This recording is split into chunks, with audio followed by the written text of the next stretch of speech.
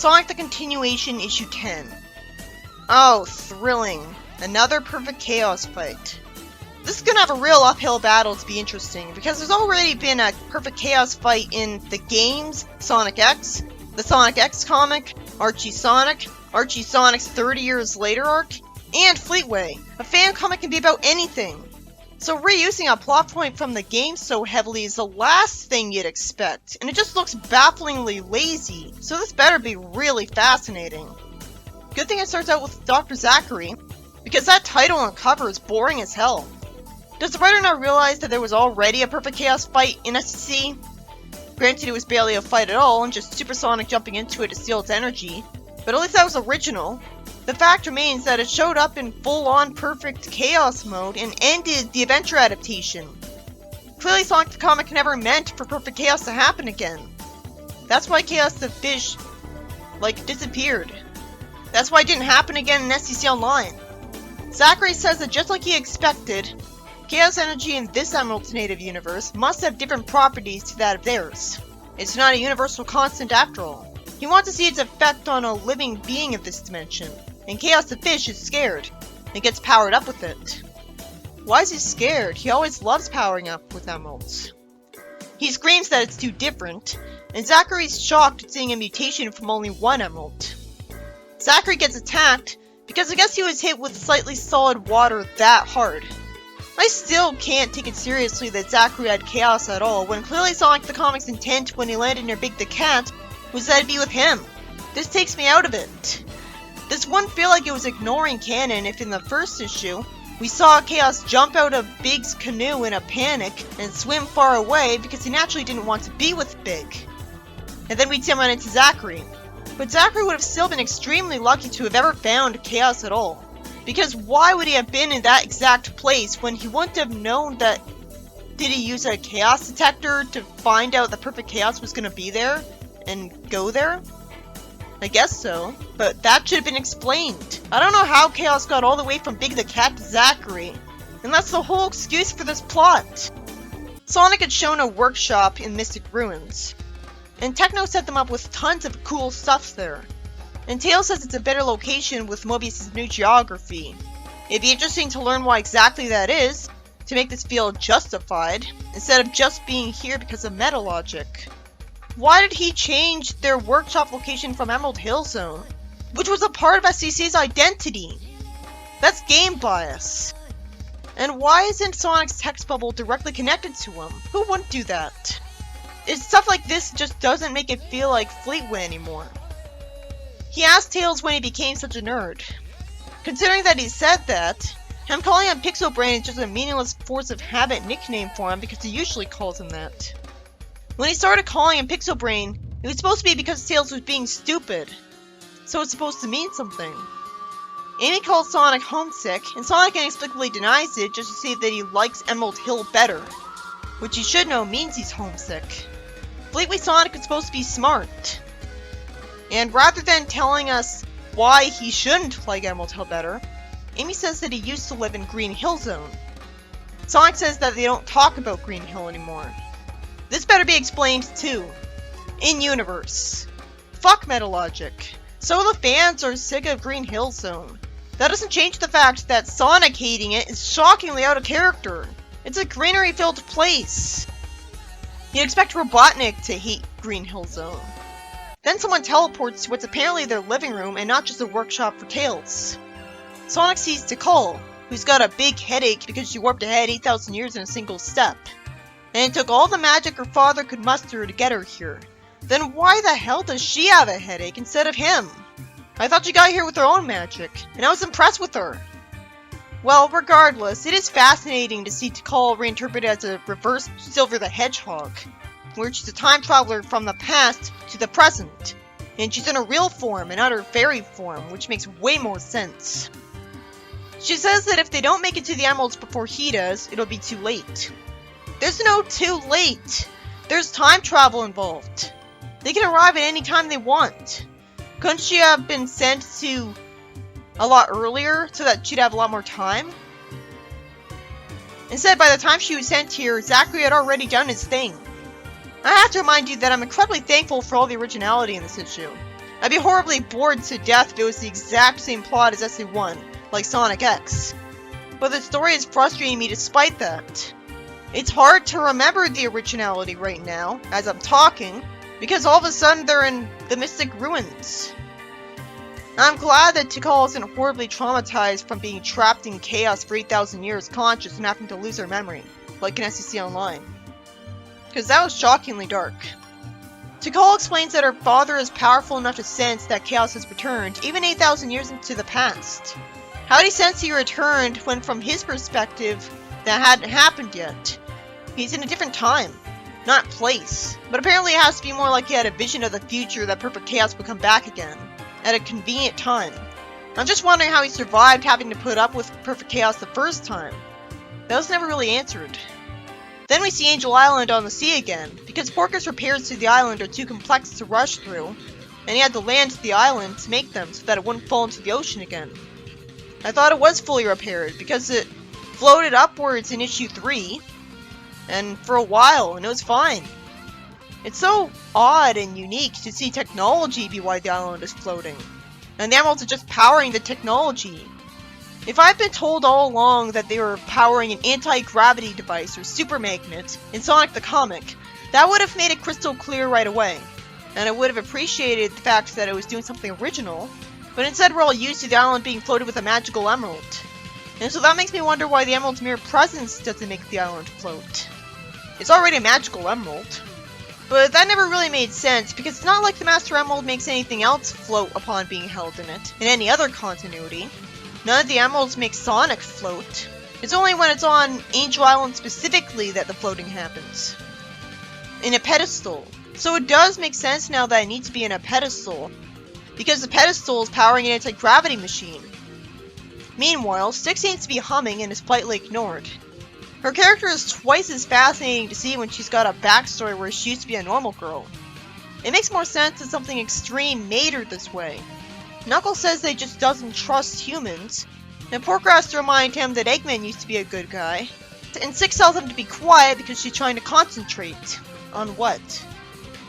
At first I thought Porker said that, because he was actually doing something to concentrate on, and because I couldn't tell that was supposed to be Styx with the camera angle so panned out. Porker says that it disturbs him that her using tinfoil to shield her brain from all the digital signals down the surface is actually working. If there's a scientific basis for that and tinfoil's supposed to block digital signals, then Porker shouldn't be remotely surprised that it's working. If it isn't scientific, then she sure is lucky that she had some magical tinfoil. It makes about as much sense as the magical gem that Eggman got in Shinazar. Then, after we saw Chaos going to a drain in the lab last time, it turns out he made it all the way to Angel Island. And he terrifies them all with his power. It's interesting to see him look so different from how he usually does, making there be a point to him showing up again. And he still looks way better than Chaos in SCC, because he doesn't have that ugly fish face. I love seeing Tikal ask if flying machines like the Tornado are common in this era. I also love that apparently she's in a brand new back seat in it, as he finally wisened up, or Techno did, and we get to see her dressed for the occasion because she's wearing goggles and a hat for once. Seeing her in new situations and reacting to what the present is like for the first time really makes it feel like her character is being used properly. It really makes it clear that it was a missed opportunity that she never got to do this in SC1. We saw her in Station Square and all she did was talk about Chaos instead of even commenting on how Station Square looks so different from her place, even if that'd be stating the obvious. Tikal doesn't know why Knuckles is still alive in the future, and Sonic says it must not have happened yet near Tikal. Sonic taking Chaos really seriously and saying he won't let him kill anyone again after what he did to Johnny does a fantastic job of making the tension feel real. It makes the tornado ride seem exciting for the first time in the whole series. Tikal is upset to see Megapolis in ruins, and they go through the zoom tube and see an injured Porker. Sonic's told not to go in there alone and sees Chaos, who's got Knuckles trapped inside it, and is holding his sticks by the tentacle. And come to think of it, Knuckles won't get green eyes from this, and no one's gonna question it. There's gonna be a miniseries with Techno later, and maybe she had a reason to be suspicious. Because why would Sonic and Amy get green eyes from being in Chaos, but not Knuckles? I guess I'm supposed to assume that Chaos having personal control over the emeralds inside of him is the reason why Sonic isn't turning super just from being in front of him. Even though Chaos is a being of Chaos energy at this point. I'm just reminded of when Sonic went super at the start of SSC Online just from being around a bit of magic power, and yet this didn't do this to him. Sonic's too horrified to fight him because Chaos' fear power is 1,000 times better. But apparently, Tikal's even braver than Sonic is, so 1,000-fold is a huge exaggeration there when you think it mean nobody would be brave enough to deal with him. But since her staff destroys Chaos immediately, or rather disperses his incomplete physical form, it makes sense that she had the courage to do that, because she knew what the staff would do. She apologizes and says he still has all of the emeralds. I'm surprised by that, because in SSC Online, I saw a staff associated with the echidnas and it was so magical that Zachary tried to use it to tame Super Sonic. And that was so much cooler that it made an impression. Chaos is only upset because he hadn't finished healing it, but he can just come back here, so whatever. Sally looks bored on a desk full of paperwork as someone says a boring story to her. I was supposed to believe that was her brother Tufty? She says that right now she's up to her ears in boring cultural clash stories from the World Blend and is predictably considering a career change. She's told that she's overworked and needs a big exciting story. Just as we see Chaos escape the water jug that he somehow found his way into from Angel Island, despite it being tightly contained. That's more confusing than interesting. So the pipes break and flood the building, and Sally brings everyone to the roof, and sees the city start flooding, and has a realistic reaction to it that does well for the drama. She sees the whole city in danger and falls, and somehow ends up holding onto a metal thing as if it was supposed to stop her fall, even though we see her standing upright and holding onto something afterwards. So it's not like she fell past it and grabbed it. Wouldn't she have died there? She's faced with perfect chaos. Knuckles says that chaos turned the city into rubble, and Tikal says that all the people down there are trapped. Tails is told to bring them down on Amy's position. Amy says that the human military's attack on Chaos didn't end well. Yeesh. At least it saves us some time because we only see the end, unlike in Sonic X. What next? Is the egg carrier gonna attack it again? It does make it exciting if you know the whole plot. The constant subversive plot twists will make this comic engaging. Knuckles tells Tikal that if she's really from the ancient past, she has to know how they can seal Chaos again. Tikal says that he really doesn't remember his past at all, and says that since Chaos has all the emeralds, there isn't a container sturdy enough to hold him. Sally asks how you can fight something so scary, and Sonic naturally explains that you do it by concentrating on other stronger emotions, like hatred for it. Chaos has an admittedly badass taunting of Sonic that his anger is born from the fear of losing his friends and it blinds him. And then Chaos puts Amy in him. In SA1, Chaos had an actual reason and motive, but here, all I can gather is that he's just evil to give the comic a villain. Sonic tells Knuckles to throw him at Chaos' emeralds as hard as he can to save Amy. Tikal is shocked to see Knuckles do this. Is this supposed to mean that he didn't have super strength in the ancient past and he was powered up to be a better guardian? Or is it not intriguing at all? Sonic goes super, and he gets to say all of this redundant dialogue when he should know that most of it is self-evident. He won't have the time for any of this. I'm only going to care about mentioning the original parts of this. Tails points out that Supersonic's fighting for them for a change, and Knuckles reminds him that he's just focused on Chaos right now. Because Tikal says they're both masters of destruction right now, the word master gives Knuckles the idea that the Master Emerald is a container strong enough to hold Chaos, which Tikal didn't think of. Then how was Chaos sealed away in the past the first time? He must have been, or else Tikal wouldn't still be alive. Wouldn't it be obvious that they can seal him away in the Master Emerald? Because they used the Master Emeralds to hold Chaos energy? And I miss the Grey Emeralds being what neutralizes the others. That was interesting and new. And then SCC ignored that, even if it doesn't make as much sense that tiny emeralds would do it as opposed to the giant one. Still, the Master Emerald wasn't anything special in Sonic the Comic. It's satisfying that Sonic tells Chaos he talks too much. Why should I care about his lasers? He does that in the game already. And it's so forced that Tails said Sega as an interjection in a serious situation. Tails wouldn't even know what Sega was in his world, just like Plunder. Meanwhile, Tikal finally explains that her father sealed Chaos. That tries to fill in a big glaring hole in the kidnap backstory of Fleetway. There! Was that so hard? But would he seal it away? I guess he sealed it away with the staff? And it has to make sense if he was apparently powerful enough to send her 8,000 years into the future and bring Sonic to the past like it was nothing. She says she doesn't know if she can do this, and Knuckles gives her a pep talk. Tails thinks this is gonna hurt as her staff glows. So it either is magical, or she's transferring her energy to it. Thank goodness the characters other than Super Sonic are doing something, which kind of tries to make it interesting. She wins, Tails catches Amy, and Knuckles smiles while holding Sonic, who asks if they won, still managing to smile. Then Sally surprises Tough D by saying that she's joining the Freedom Fighters, a gutsy move for Sonic the Comic that was foreshadowed a lot by this point. She says epically, "Because that was the single most awesome thing I've ever seen in my entire life. And I want in!" It's refreshing to see Sally be characterized as appreciating the stuff like a daredevil instead of just being scared and taking it seriously. It's not Sally, but at least it's not the same thing I've seen a million times. She actually appreciates the fun instead of being no fun. But how is she going to convince them to let her join when she has no special skills to offer? Tikal explains that the Chaos Emerald is scattered. Knuckles says that the Master Emerald's power increased tenfold and he can feel its energy. And yet she still thinks the Emerald's merely scattered, instead of sending their power into this thing, the Master Emerald, which would at least be interesting, even if it can't happen because it never did before. But why not? The Emerald's never scattered so close to the Master Emerald before. I mean, it makes sense that they would want to keep the Chaos Emeralds around as a concept, which it wouldn't be able to do if they all fused into one Master Emerald. Well, I guess it makes sense that the Master Emerald became more powerful because it's more powerful because of Chaos. Chaos himself is just that powerful. It's just hard to believe at first because we don't see any difference in the way it looks. Tikal says she has to return to the past and tell her father what happened, but she can stay for a little while, and maybe fill Knuckles in on a few details of his past life with her. See, SDC Online? Why was that so hard? I can't wait to be told those details. It wouldn't be hard to write because the tribe just rips off the Mayans, so all the writer would have to do is look up Mayans on Wikipedia.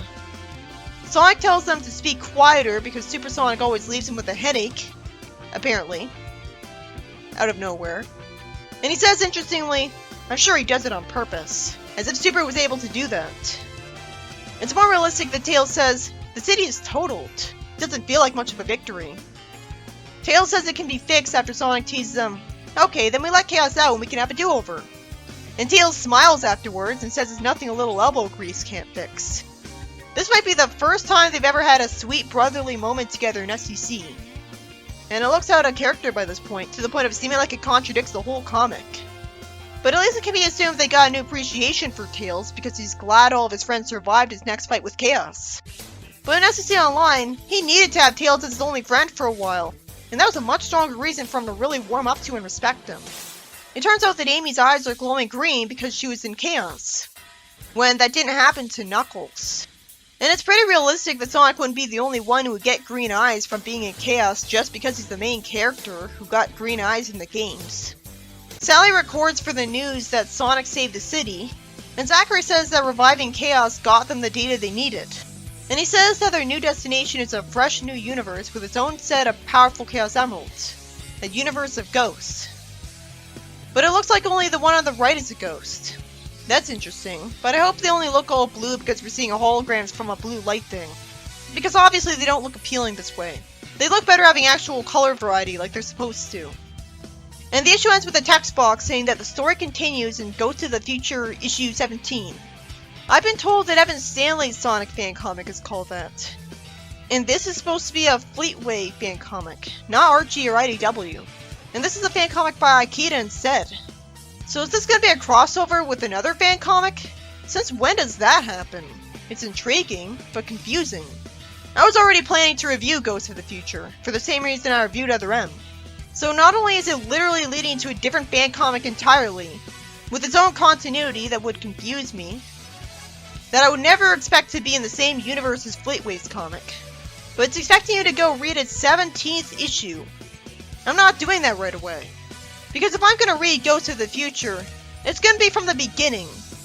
And it would suck if the next issue of a completely different fan comic expected you to be intimately familiar with it in the next issue, when I'm sure the two comics have completely different appeals and audiences. because this is a Fleetway comic, not a Archie one. The description of this issue has a link linking to a crossover with that comic, and also has a link to the next issue of this comic. They're separate from each other. So I hope that's a good sign that common sense kicked in. This issue by Akito is about Perfect Chaos attacking a city, and Supersonic fighting him. Again. Thank goodness that extremely boring 10,000th repeating of that premise was constantly surrounded by original ideas, because there's no excuse for a fan comic doing something so lazy. The fight itself was extremely boring because all that really happened was the same things they did to attack each other in the game, with Chaos fighting lasers and attacking buildings at one point. The 30 years later fight was better because a whole bunch of different characters fought Chaos. And it was Chaos fused with Tikal instead of the same thing again. And at least in the Sonic X comic, Sonic had to destroy Eggman's remote, which was controlling Chaos, and then it went back to being good and knocked Eggman away. That was interesting. Good thing the characters other than Sonic got to comment on this and take action.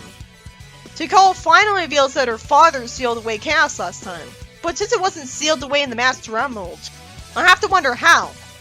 And she uses her magic staff to seal him away in the Master Emerald. And it tries to balance it a little since a big deal is made about how this will take a lot of effort on her part. And yet only Sonic's the one with the headache afterwards. Of course, there's a few continuity errors. Supersonic really seems to attract those to this comic. It's suddenly revealed that he always has a headache after going super, to the point where he's lying on the floor and wants people to keep their voices down. And if that was always the case, then he would have mentioned it every other time he powered down, like the first time, since he wants them to quiet down so badly that he mentions it. He wasn't like this the first issue where he went super. I get being a tough guy and not wanting to admit you have a headache a few times. But then why'd he mention it here? At least Eggman didn't try to attack Chaos with his egg carrier and fail again.